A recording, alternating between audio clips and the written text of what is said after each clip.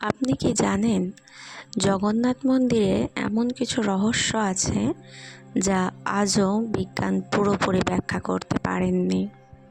মন্দিরের উপরে থাকা পতাকা সবসময় বাতাসের বিপরীত দিক থেকে উড়তে দেখা যায় বলে জনপ্রিয় বিশ্বাস আছে। বলা হয় মন্দিরের প্রধান গম্বুজের ওপর দিয়ে পাখি ওড়ে না, যদিও এ নিয়ে বিভিন্ন মত রয়েছে। জগন্নাথ মন্দিরে রান্নাঘরে বিশ্বের অন্যতম বৃহৎ মন্দির রান্নাঘর।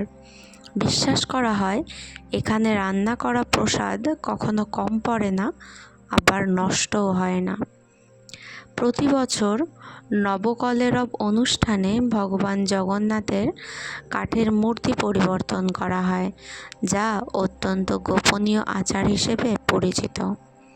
এই রহস্যময় মন্দির আজও লাখো ভক্তদের বিশ্বাসের কেন্দ্র।